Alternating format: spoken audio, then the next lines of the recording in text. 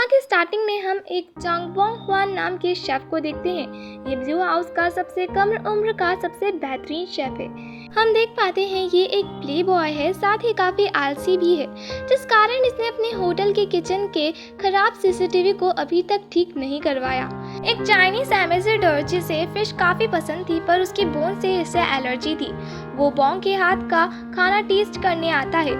Wong को सख्त हिदायत दी जाती है कि फिश की डिश में बोन्स बिल्कुल ना हो। वोंग खाना बनाता है। एम्बेसडर के सामने खाना पेश किया जाता है, पर उसके खाने में मछली का कांटा निकल आता है, जिसके बाद वोंग को अरेस्ट करने का ऑर्डर मिल जाता है। ये सब देख वहीं खड़ा एक आदमी जिसका नाम मिस्टर हान है, एक इविल स्मिक देता है, जिसे देखकर हम समझ जाते हैं कि ये सब इसी का किया धरा है। वोंग, जो कि इस बात को बखूबी जानता था, पुलिस ऑफिसर्स को समझाने की कोशिश करता है, पर वो उसकी एक नहीं सुनते। खुद की जान बचाने के लिए बालकनी द्वारा वो भागने की कोशिश करता है, पर खुद की बेवकूफ़ी की वजह से नीचे गिर जाता है। इस सिचुएशन में भी उसकी हरकतें कम नहीं होती। गिरते समय वो एक लड़की को फ्लडी स्माइल देता है और डायरेक्ट पुल में तेजी से गिरने की वजह से उसके सर में चोट लग जाती है। उसे ब्लीडिंग होने लगती है और वो बेहोश होने लगता है। तभी वो एक लड़की को खुद की तरफ आता हुआ देखता है। वो उस लड़की से खुद की जान बचाने के लिए कहता है, पर वो लड़की उसे किस कर लेती है। उस किस के वक्त उनके आसपास का एनवायरनमेंट काफी ज्यादा अजीब हो जाता है। कुछ दिन बाद जब वोंग को होश आता है, तब वो खुद को एक एशियन टाइम के रूम में पाता है। असल में वो मिड 19 में पहुंच चुका था, जो कि जोसन एरा का एंड टाइम चल रहा था। उसे ये सब कुछ सपना लग रहा था। जब वो खुद का चेहरा आईने में देखता है, तब वो देखकर हैरान था, क्योंकि वो एक लड़की बन चुका था। चेहरा ध्यान से देखने पर उसे याद आता है ये उसी लड़की का चेहरा है जिसने उसे पानी में किस किया था। तभी एक दासी जिसका नाम होंगयोन आती है और वोंग को सही सलामत देख खुशी से रोने लगती है और उसे अकेला छोड़ने के लिए माफी भी मांगती है। वोंग वहाँ से बाहर निकलता है, जहाँ सारी दासियाँ सिर झुकाए घुटनों के बल बैठी थी। वोंग वहाँ से बाहर निकलने की कोशिश करता है, पर दासियाँ उसे देख लेती हैं और मामा मामा करती हुई उसके पीछे भागने लगती है। वो बाहर आता है, जहाँ उसके आसपास का पूरा एनवायरनमेंट पुराने जमाने का था।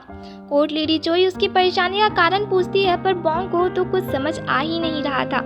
राजवैद्य द्वारा उसका इंट्रोडक्शन पूछा जाने पर वो अपने वोंग ह्वान होने वाली सारी जानकारियां देता है, जिसे देख सभी को लगता है कि रानी अपनी याददाश्त खो चुकी है। वोंग अब समझ चुका था कि ये कोई सपना नहीं, बल्कि उसकी आत्मा ने सच में टाइम ट्रैवल किया है और एक लड़की की बॉडी में एंटर कर लिया है। होंगयोन द्वारा उसे पता चलता है कुछ दिन पहले उसकी बॉडी लेक में पोर्ट करती हुई नजर आई थी, जिसके बाद वो एक पूरा दिन बेहोश रही। वोंग समझ जाता है कि उसकी सोल पानी में ही एक्सचेंज हुई थी। अगर उसे घर वापस जाना है तो उसे वापस उसी लेक में जाना होगा। वो उस लेक में जाने का फैसला करता है और सारी दासियां उसके पीछे पीछे। कोर्ट लेडी चोई उसे बताती है कि लेक उस पत्थर के पीछे है। वोंग बिना कुछ सोचे समझे तालाब की ओर दौड़ लगाकर छलांग लगा देता है। कोर्ट लेडी चोई और बाकी सारी दासियां फिर से उसके पीछे मामा मामा करती हुई भागने लगती है। वोंग ने तालाब में छलांग लगा तो दी थी, पर है उसकी फूटी किस्मत, तालाब में तो पानी ही नहीं था। असल में ऐसा दोबारा ना हो, इसलिए तालाब को खाली करवा दिया गया था। कोर्ट लेडी चोई उसे बताती है तालाब को इसलिए खाली कराया गया है ताकि होने वाली महारानी को कोई परेशानी ना हो। वोंग को पता चलता है कि उसकी शादी महाराज से होने वाली है और वो होने वाली महारानी है, जिसके बाद अब तो उसका घर जाना काफ़ी ज़्यादा इम्पोर्टेंट हो चुका था।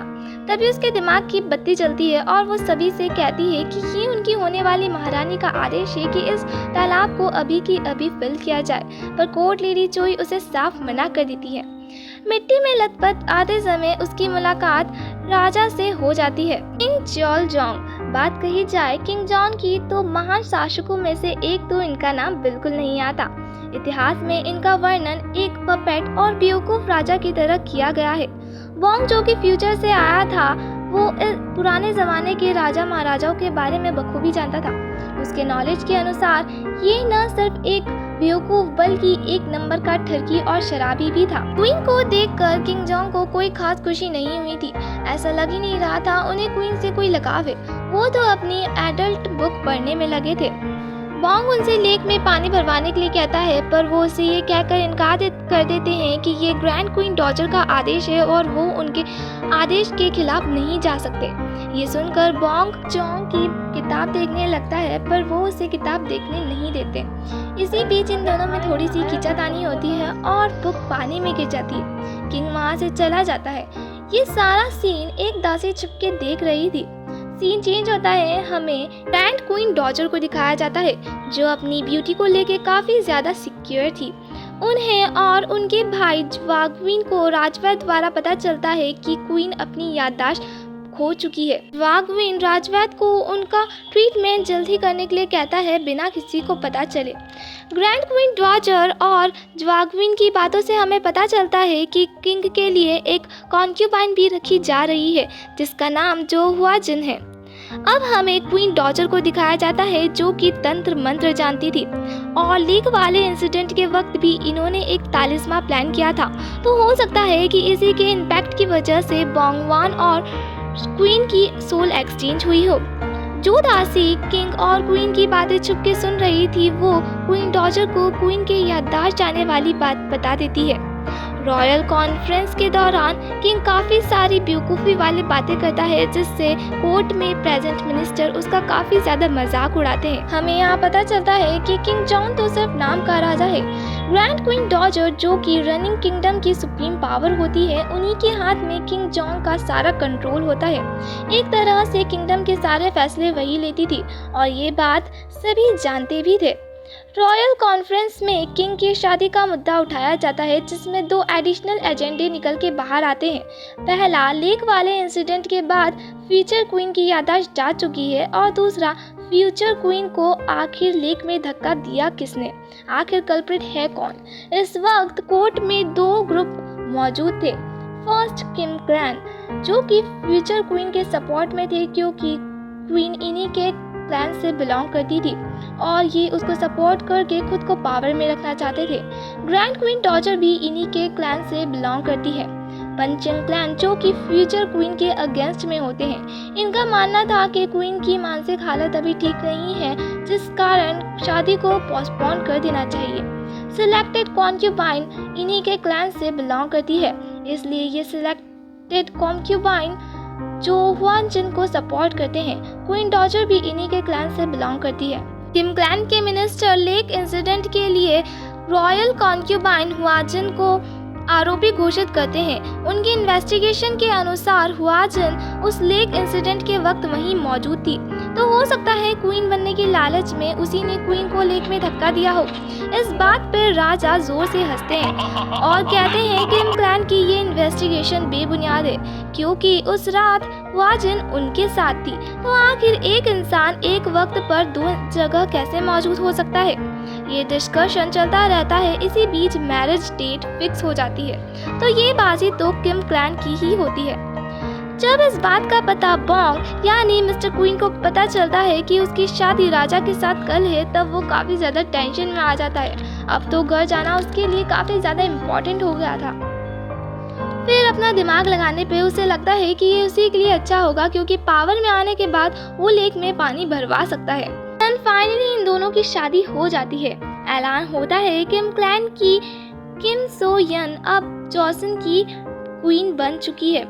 बोंग को अब जाकर उस लड़की का नाम पता चला था जिसकी बॉडी में उसने एंटर किया था। शादी कंप्लीट हो जाती है और पुराने किंगडम कल्चर के मुताबिक क्वीन का सबसे बड़ा कर्तव्य होता है राजा को संतान देना। मिस्टर क्वीन को हर कोई यही बता रहा था कि उसका कर्तव्य क्या है, और अपने संतान देने वाले कर्तव्य को सोचकर ही उसे डर लगने लगता है। अब हमें 2 लड़कों को दिखाया जाता है। इनमें से एक मिस्टर क्वीन का कजिन भाई है, किम ब्योंगिन, जो कि इस शादी से बिल्कुल खुश नहीं है।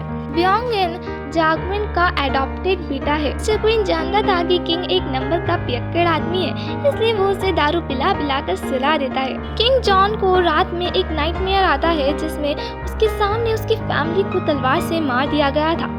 अगले दिन क्वीन को पैलेस ले जाया जा रहा था। रास्ते में उसे एक सुंदर कन्या से प्यार हो जाता है, और ये और कोई नहीं बल्कि हुआजिन होती है।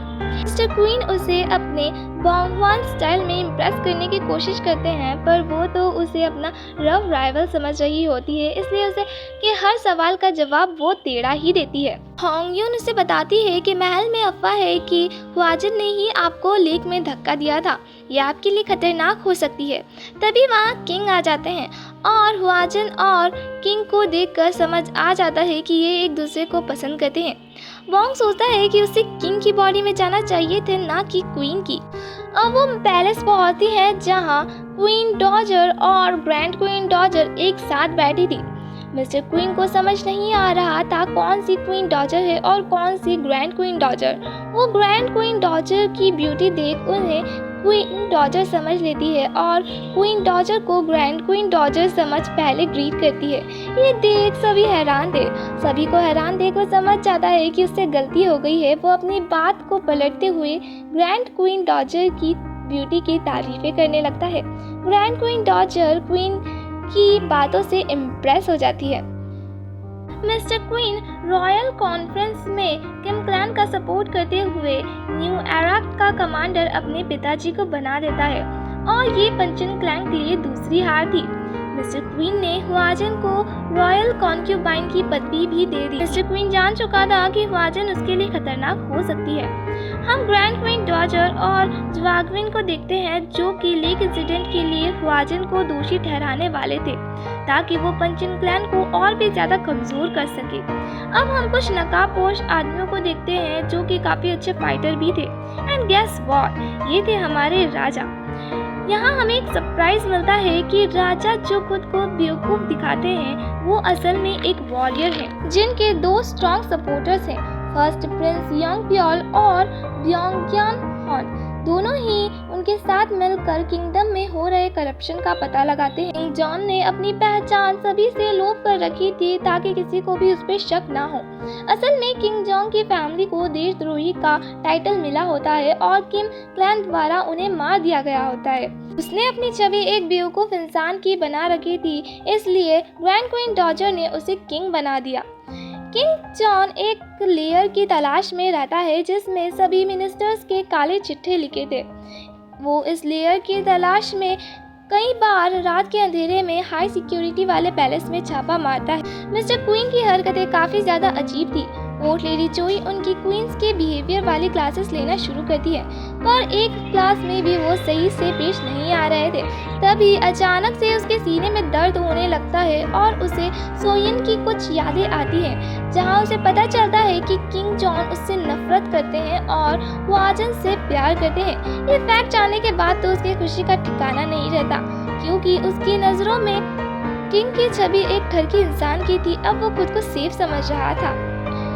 Mister queen grand queen Dodger से इनडायरेक्टली लेक में पानी भरवाने के लिए कहती है, पर ग्रैंड क्वीन डॉजर उस पर गुस्सा करते हुए उसे साफ इनकार कर देती है।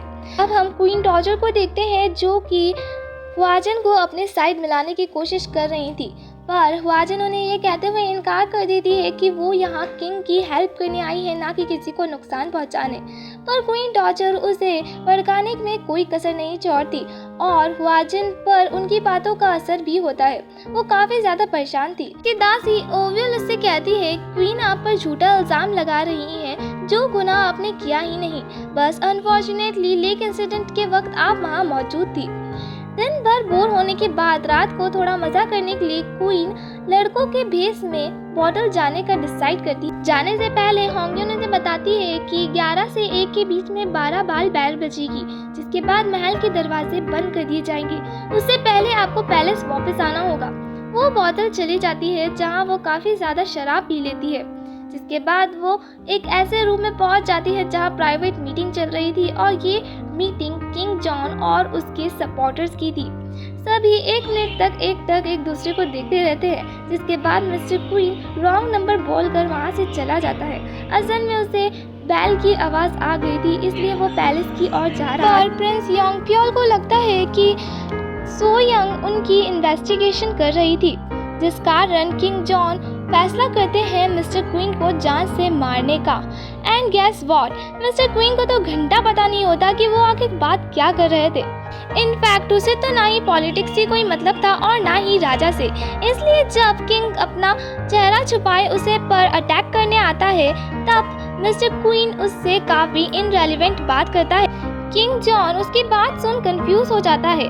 असल में किंग जॉन लोगों की एक्सप्रेशन और उनकी बातों से पता लगा लेता है कि इंसान बुरा है या फिर अच्छा। पर मिस्टर क्वीन की बातें तो दुनिया से परे थी। तभी एंट्री होती है ब्योंगिन की, जो अपनी कजन को बचाने के लिए आया था। और इसी के साथ हमारा ये पार्ट यहीं एंड होता है। अगर वीडियो अच्छी लगी हो तो वीडियो को लाइक करें और चैनल को सब्सक्राइब करें। बेल आइकन दबाना ना भूलें ताकि आप हमारी लेटेस्ट वीडियो की नोटिफिकेशन सबसे पहले पा सके। मैं इसी तरह के एक्सप्लेनेशंस की वीडियो लाती रहूंगी। तब तक के लिए बाय।